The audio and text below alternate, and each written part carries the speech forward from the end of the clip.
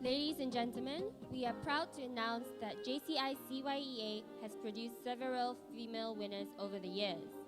We are honored to have JCI CYEA Malaysia 2010 winner here with us today to share her journey in building her own business empire and how JCI CYEA has impacted her life and business.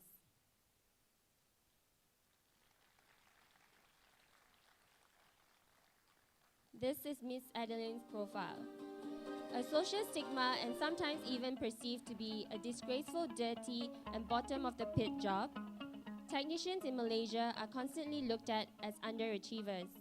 The pride and joy of this industry is then lost, causing a vicious cycle of doubt in them and hence, in turn, less focused in quality of work.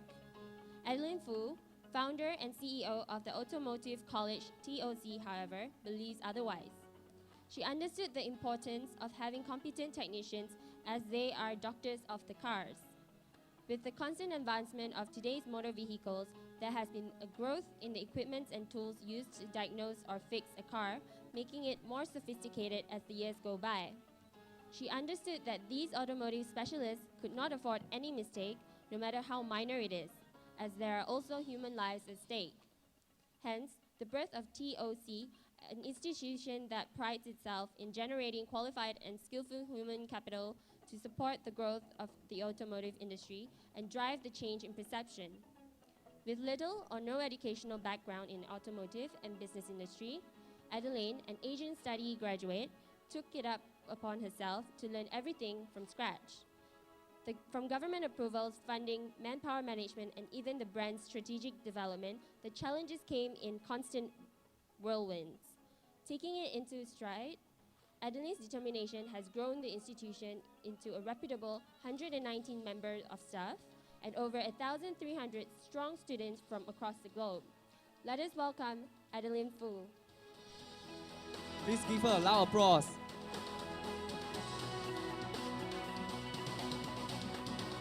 Hi. Thank you very much.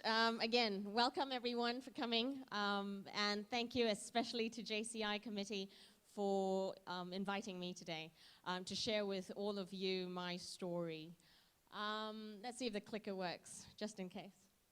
It does. Okay, so why am I here? I won the CYEA 2010 award, so that's 3 years ago. I'm going to be more than 40 now, so it'll be too late for me to apply now. Yeah, but thank you very much to JCI, really, for they have vitalized my career immensely.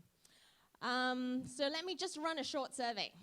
Could I see hands of those below 26? Wow, so young in this room. Okay, hands down. The others, can I see a show of hands of those below 36? Wow, more. Okay, so, whoops. Sorry, now you know what's on your mind all the time. Okay, so for most of you in the room, I'll be able to share with you some roads that I've passed, and hopefully you won't feel so alone. But for the others who has eaten more rice than I've eaten salt, so bear with me. When I love to come and see you and then learn more from you, okay? So I was born in Ipoh in 1977. My father's side of the family is Hakka.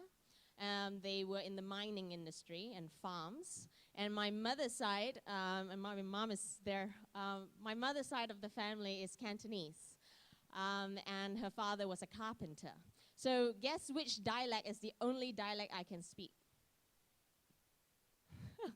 I can only speak Cantonese, unfortunately. I mean, thing with mother's tongue, right? So I remember when I stayed in Ipoh, we stayed in those wooden houses that my grandfather built. And they had this ingenious design. You see the players and TVs and fridge and piano were all on a 1.5 feet platform above the floor. Reason being, it floods every day. For kids, it's fun because it's you get to swim. But for adults, it's, oh my God, they have to clean up the place after it's flooded. But the beauty of those houses, I remember, was that I learned how to wear clackers to go out to the toilets. It's outside. And I learned how to draw water from the well. Anyone here knows how to draw water from the well? Wow, give yourself a round of applause. Now, for the others who hasn't drawn water from the well and you only see it in cartoons, you should go and try. But I don't know where I can find wells now in KL. And my grandma used to have a cage full of chickens. And every now and then I'll see her slaughtering the chickens and then pluck their feathers out from hot water. But what's beautiful about that experience was that if not, I wouldn't have been able to appreciate modern toilets or getting water from opening the pipes, except for a week ago when we had no water. And going to supermarket to buy chickens. So if you think about it really, the first thing about entrepreneurship is about learning to appreciate and about learning to appreciate your life and your family, because at the end of the day, when you're down and out and you're at your deathbed, nobody's going to be there for you apart from your family. So appreciate your family. I know you're busy working, studying every day, but have time to have lunch with them, because when they're no longer here, you would be very sorry that you didn't spend enough time with them. So a good way to think about life is to do it by the tombstone philosophy, some people call it, which is like you think about it in reverse engineering. So you think about what you want to be at your tombstone, or you want to achieve at the end of your life. And once you think that that's the end goal that you want, then live your life now as you would want it to be. So what is your dream? I'm sure everyone has dreams. So what's yours? Do you know? When I was young in school, do you still have that thing in primary school where teachers make you write your ambition, your cita-cita? Yeah, I used to write that I love to become a singer. See how that went. Can't really blame me. My parents were in the entertainment industry, and so every now and then I get to go to recording studios, I see artists, I take photos with Jackie Chan and Andy Lau. Most of you are too young to know who they are. I really wanted to become a singer, but then there's one advice that my dad told me. If you have a hobby and you're not very good at it, you should maintain it as your hobby and don't make it your career, because if you need to survive and you need to be good at something you're not really good at, you would begin to hate it. And once you hate something that you love so much, when you're really unhappy and you want to go and do something and be happy, you would have no more hobbies to go to. So keep a hobby. So Form 4 came. Honeymoon year, that's me in the old house that I was in when I was young. It's long gone, but that was me and my glasses. I also remember times when I had, those rapper hairstyle, and that's how I spent my Form 4 and Form 5. So nonetheless, I botched my SPM, went to UK, dropped out of high school, so there I was. 18 years old, a useless student, a useless daughter, useless singer. So it's funny, right? Sorry. That none of us are born useless, really. But you get to a point when you're at your lowest, and then you realize that you want to get out of there. And most of us can't fix our cars, and we're very hopeless when we are on the side of the road and our car wouldn't work. But then we look at technicians as useless, most people. So I don't want any technicians to feel useless again, and that's how TOC came about. So this is a video about it.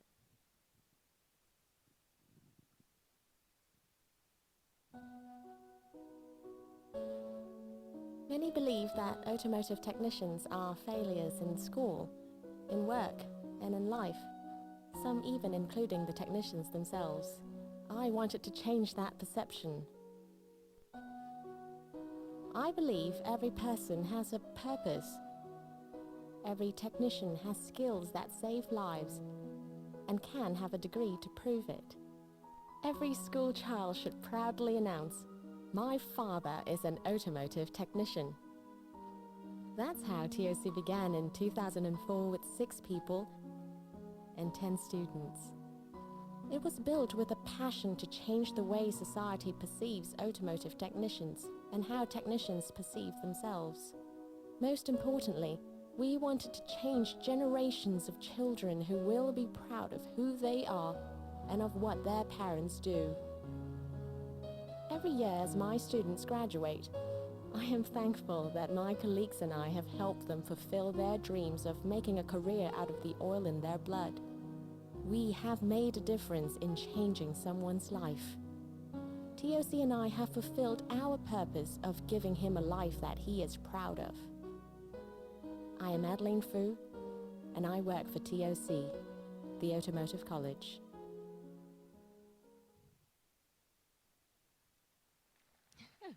Thank you. So like with any dreams, right, there's a 50-50 chance for it to turn out into a nightmare. And that's sort of how it started. TOC was supposed to be a foreign college, and they wanted to set up in Malaysia. And I was supposed to just go there and work. And then lo and behold, atomic bomb number 1, they didn't want to start up in Malaysia anymore. So I didn't know what to do. I didn't know anything about cars or schools. So that's the crossroads in life then that I sort of, okay, what do I do? Do I go and start out this thing which I spent a year doing? Or do I go away and start another job? So I thought, at 25, everybody thinks that they're Superman, right? So yeah, I just went ahead and did it. And instead of doing what I love to do, which is teaching, I ended up doing everything else. I didn't teach. I was managing people, managing finance, writing checks, being on the rooftop to hang banners when I was 6 months pregnant.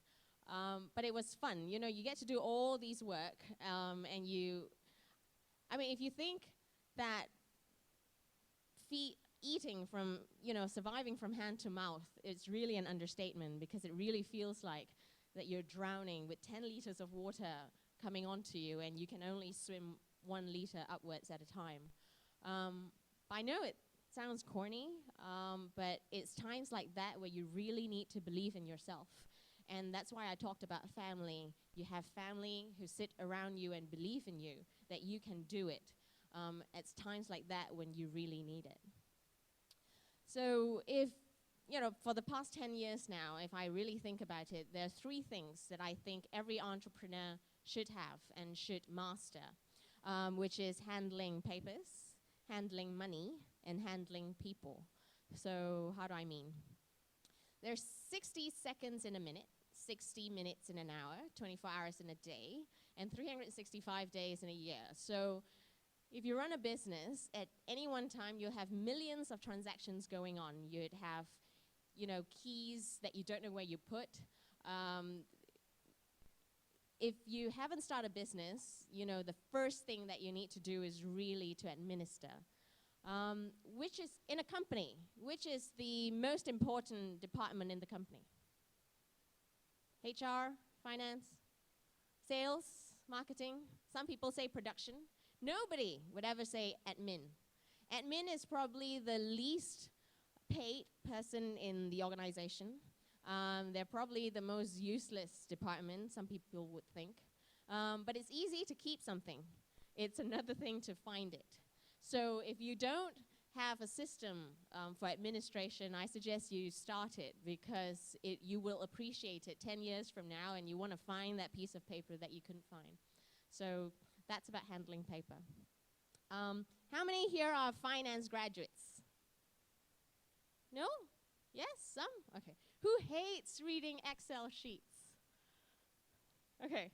I'm one of those people who give me Excel sheet, I don't know what to do with them. But unfortunately, if you want to be an entrepreneur, you really need to know how to read them, because you can't be counting money all the time, because you need to go do business. But you need to make sure that your finance manager don't run away with all your money. So you need to get finance in your pockets. And then there's people. All sorts of people in the organization. Some people think that people are born to be good people. Some people think that people are bred to be good people. But if you think that people are all the same, you'd have a tough time. So I remember there was once I had a staff who I was very nice to. I was trying to, become a real good boss. So I ended up chauffeuring the kids to school. I cleaned up his house. I was a really nice boss. But then that lost all respect, and he began to throw things into my face. True story. It's very difficult for someone to thread the thin line between being a very good boss and being someone who you really hate. And so, then I become this very irritating boss, and I don't want to be friends with anybody. And that's not going to work either. So I know it's difficult, but it'll be great if you learn how to handle all sorts of people, because there's all sorts of people in this world. So good luck in that department, because really it's about inspiring the next generation or the people in your organization to do what you believe in, because you're the entrepreneur, right? And that's what I think that I really believe that TOC had something to contribute, because I really wanted to see a future of kids doing something that they love. And all of you are in business, and all of you have to have a belief in that you want to do something that would change the world. So if you have kids who love to do something which you don't believe in, I suggest you put that aside and you just believe in them. So if you're parents and or future parents, I hope this video means something to you.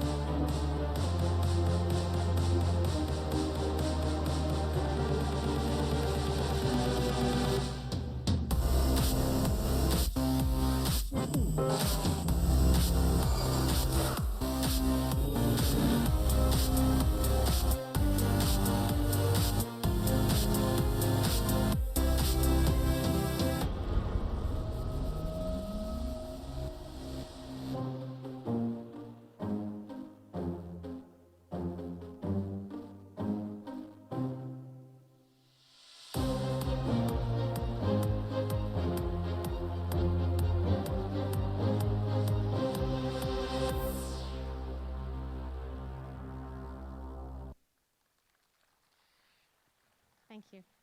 So, like I said, all of us has a purpose to fulfill in this world. And whether you're an excellent baker and you want to come out with cakes that would remind people of their childhood, or whether you are a beautiful tailor who could make anybody look thin when they're fat. So everybody has a purpose. So whatever your dreams are, believe in them and dare to dream big. Believe in your dreams, and then you will succeed, and one day will inspire others. So whatever your business ventures, I wish you all the best in your future entrepreneur ventures, and good luck. Bye.